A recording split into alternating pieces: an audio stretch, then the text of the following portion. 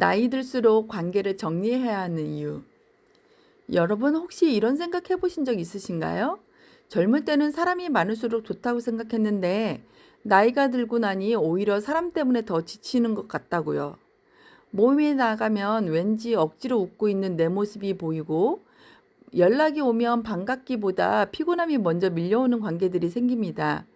그런데 막상 정리하려고 하면 왠지 내가 나쁜 사람이 되는 것 같고 오랜 인연을 버리는 것 같아 마음이 무거워지죠?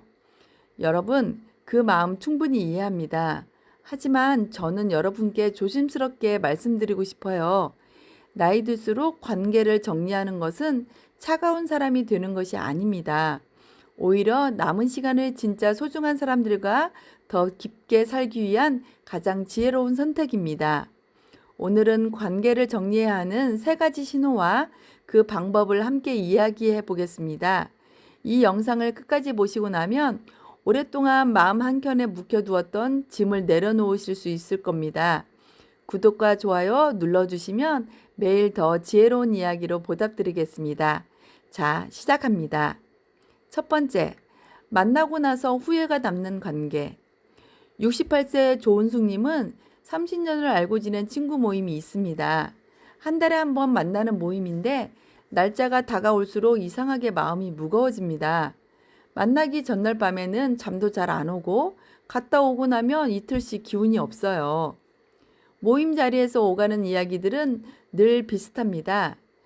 누구 자식이 어떻고 누구 며느리가 어떻고 누가 얼마짜리 아파트로 이사 갔다는 이야기들이죠. 그 자리에서 은숙님은 늘 한 발 뒤로 물러서 있는 느낌이 들었습니다. 집에 돌아오면 나는 왜 저 사람들 앞에서 늘 작아지는 걸까? 그런 생각이 꼬리를 물었습니다. 심리학에서는 이를 관계 피로 누적이라고 합니다.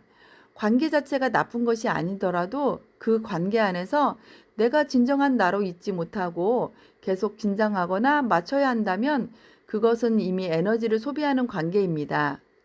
하버드 의대의 성인 발달 연구에 따르면 관계의 질이 노년의 건강과 행복을 결정하는 가장 강력한 요인이라고 합니다. 관계의 숫자가 아니라 질이 중요하다는 뜻입니다. 사귐이 많다고 복이 아니요. 사귐이 적다고 화가 아니다. 마음이 통하는 벗 하나가 3,000명의 아는 이보다 낫다. 다산 정약용. 만나고 나서 마음이 더 가벼워지는 관계와 만나고 나서 후회와 피로가 남는 관계. 이 두 가지를 솔직하게 구분해 보시는 것. 그것이 관계 정리의 첫 번째 걸음입니다. 억지로 끊으실 필요는 없어요. 다만 만나는 횟수를 조금씩 자연스럽게 줄여가시면 됩니다. 모임에 나가지 않아도 여러분은 충분히 좋은 사람입니다. 두 번째, 나만 주는 관계, 균형이 없는 관계. 72세 박정희 님에게는 10년째 연락을 이어오는 지인 수진 씨가 있습니다. 수진 씨는 힘들 때면 꼭 정희 님께 전화를 합니다. 몸이 아프다고, 자식 때문에 속이 상하다고, 경제적으로 어렵다고 하소연을 늘어놓죠. 정희님은 그때마다 시간을 내어 만나 밭도 사고 용돈도 챙겨드렸습니다. 그런데 어느 순간 돌아보니 10년 동안 수진 씨가 정희님의 안부를 먼저 물어본 적이 단 한 번도 없었다는 걸 깨달았습니다. 정희님이 아팠을 때도 힘든 일이 있었을 때도 수진 씨는 자신의 이야기만 이어갔습니다. 정희님은 억울하다기보다 쓸쓸했습니다. 나는 그분에게 아무것도 아니었구나 하는 생각이 들었기 때문입니다. 심리학자 로버트 치알다니는 상호성의 원칙이 인간관계의 가장 기본적인 토대라고 했습니다. 주고받음의 균형이 오랫동안 한쪽으로만 기울어져 있다면 그것은 관계가 아니라 일방적인 소비입니다.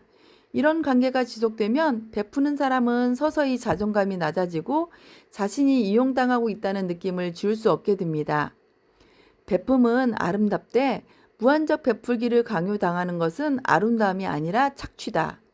군자는 베풀되 스스로 잃지 않는다. 다산 정약용. 균형 없는 관계에서 스스로를 지키는 방법은 간단합니다. 내가 먼저 거리를 조금 두는 겁니다.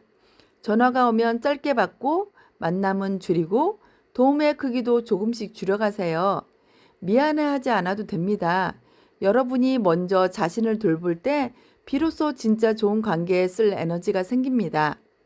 세 번째, 과거에 묶인 관계, 지금의 나와 맞지 않는 관계. 65세 한미영님은 30대에 직장생활을 함께했던 동료들과의 모임을 아직도 유지하고 있습니다. 처음엔 그 시절 이야기가 반갑고 즐거웠습니다. 하지만 언제부턴가 그 모임에 가면 30년 전의 직급과 역할로 되돌아가는 느낌이 든다고 합니다. 지금의 미영님은 그 시절과 많이 달라졌습니다. 독서도 하고 여행도 하고 그림도 배우면서 삶을 새롭게 채워가고 있는데 그 모임에서는 그 이야기를 꺼낼 자리가 없었습니다. 여전히 예전 직장 뒷이야기와 그 시절 추억으로만 대화가 맴돌았기 때문입니다. 미영님은 점점 그 모임이 자신을 과거에 가두는 것처럼 느껴지기 시작했습니다. 심리학에서는 이를 관계적 정체성 고착이라고 합니다. 과거의 공통된 경험이나 역할로만 유지되는 관계는 현재의 나를 성장시키지 못하고 오히려 과거의 자아에 묶어두는 역할을 합니다. 특히 중년 이후에는 내가 어떤 사람으로 성장해 가느냐가 삶의 만족도와 직결되기 때문에 관계도 그 성장에 맞게 변화해야 합니다. 옛 인연을 소중히 여기되 그 인연이 지금의 나를 올가맨다면 미련 없이 놓을 줄 아는 것도 지혜다. 물은 항상 흘러야 맑다. 다산 정약용. 과거의 인연을 끌어내는 것이 아닙니다. 다만 그 모임에 쏟는 에너지를 조금 줄이고 지금의 나와 공명하는 새로운 인연을 만드는데 그 에너지를 쓰시라는 겁니다. 지금의 나를 있는 그대로 좋아해주는 사람들이 반드시 있습니다.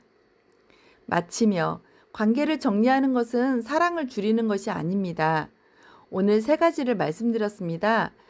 만나고 나서 후회가 남는 관계, 나만 주는 균형 없는 관계, 과거에 묶인 관계. 이 중에 하나라도 고개를 끄덕이셨다면 이미 여러분의 마음은 변화를 원하고 있는 겁니다.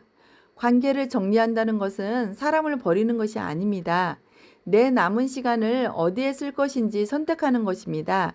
모든 사람에게 똑같이 잘해야 한다는 의무감에서 벗어나셔도 됩니다. 여러분의 진심으로 대할 수 있는 사람의 수는 한정되어 있어요.